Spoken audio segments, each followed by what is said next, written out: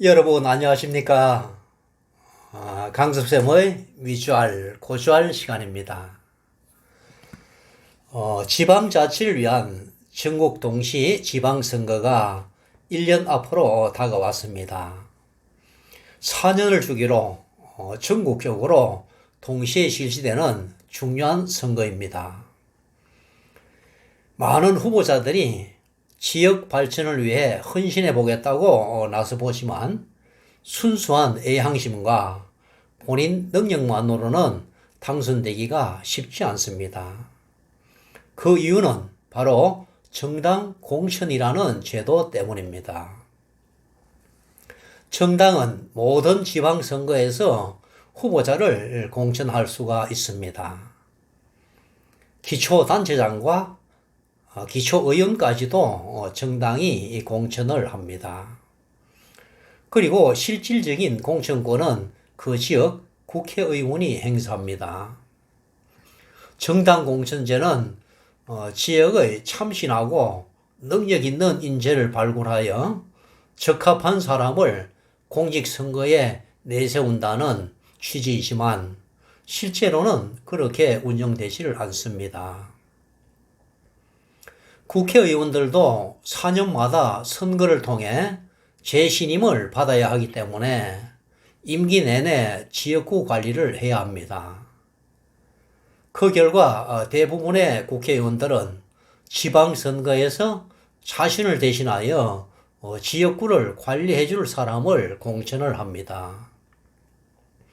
후보자 역시 공천을 받는 것이 당선에 절대적으로 유리하기 때문에 가전수단을 동원하여 공천을 받으려고 노력합니다.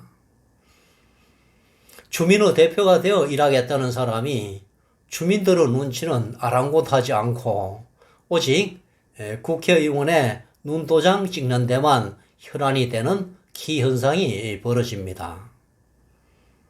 특히 정당의 지지가 강한 지역, 속칭 대가리가 깨져도 또 나라를 팔아먹어도 특정 정당을 지지한다는 콘크리트 지지세가 강한 지역은 이런 현상이 더욱 심각합니다.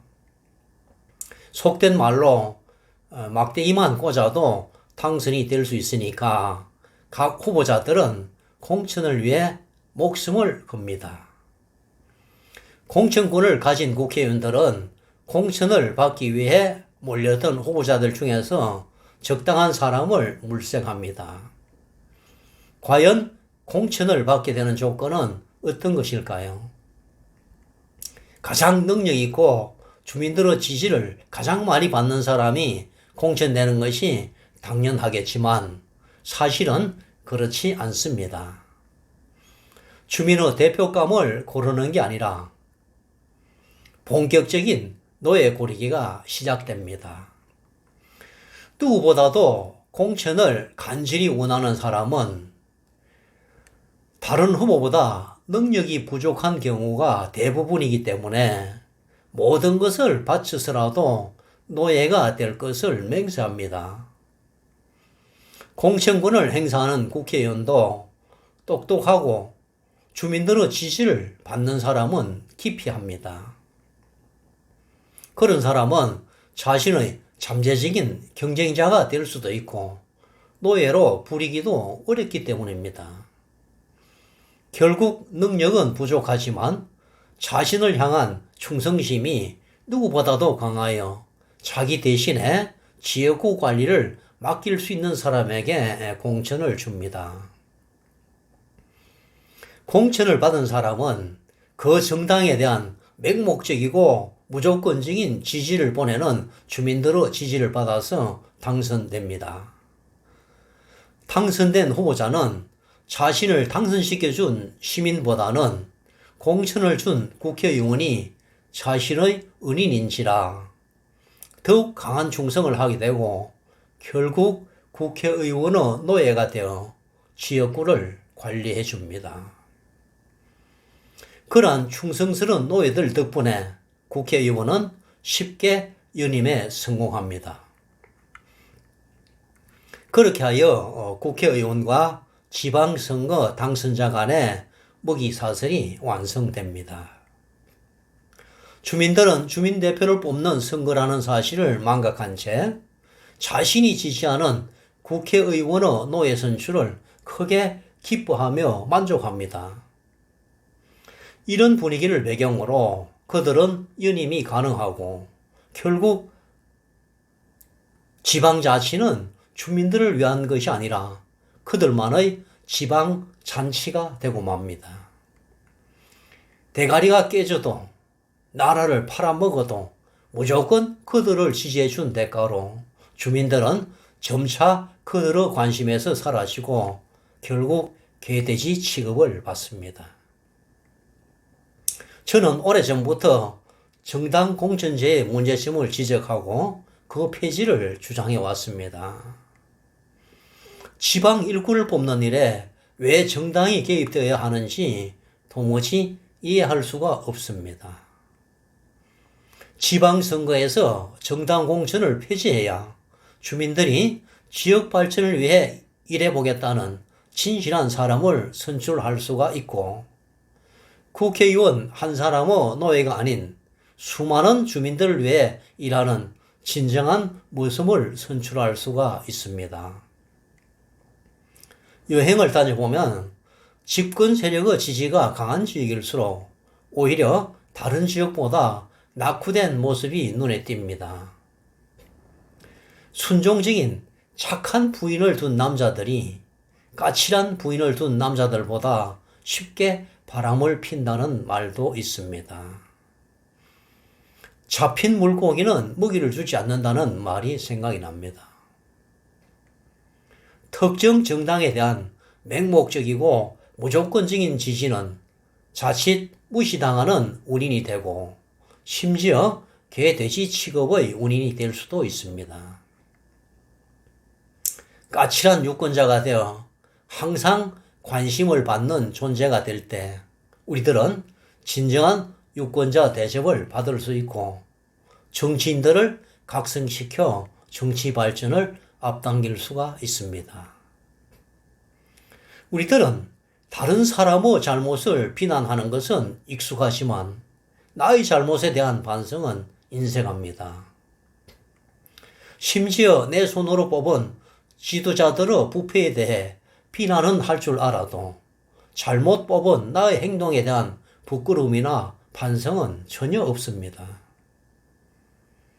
정당이 지방선거 후보자를 공천할 때 주민들의 의사가 철저히 반영되도록 하는 노력은 하지 않고 단지 그 결정에만 충실히 따르는 모습을 보이는 그런 정도의 시민의식이라면 정당 공천은 악용될 수밖에 없습니다.